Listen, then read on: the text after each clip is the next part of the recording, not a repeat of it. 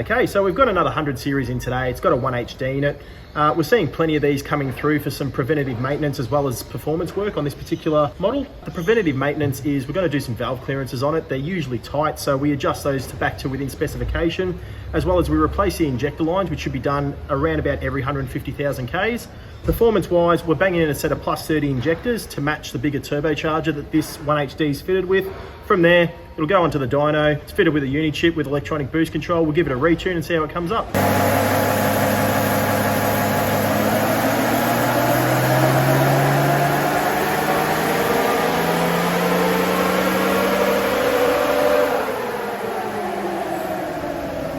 So although we're well aware and people are well aware of how essentially indestructible 1HDs are and how bomb-proof they seem to be built, the ones that we see that perform the best are always the ones that have been really well maintained, and the ones that tend to get a little bit lazy are the ones that have been neglected. So keep in mind, the most important thing you can do for any vehicle is to stay on top of your maintenance. I'm going to go through some dyno results for you. So when it came in, a customer had supplied and fitted his own high flow turbo, a larger turbo on it, which is why we went down the path of adding some fuel.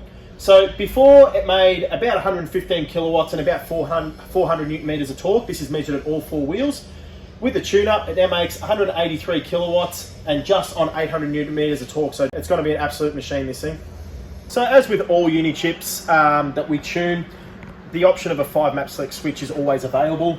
In particular, on this 1HD, the customers decide to go for a few different options, starting with a power map. So the highest level of power, highest level of torque achieved safely. From there, we head into a towing map, slightly less power, a bit of a flatter torque curve, so it's not so aggressive. Economy, really good map for start-stop driving, heavy traffic, accident sort of thing on the freeway. And then 4x4. So 4x4 is exactly the same power and torque as your high power map, but we pull the throttle right back on it, so you've got a lot more throttle control if you're off-road or on a loose surface, and then down to standard. So standard is where it makes standard level of boost, standard level of power and torque that the engine's capable of making.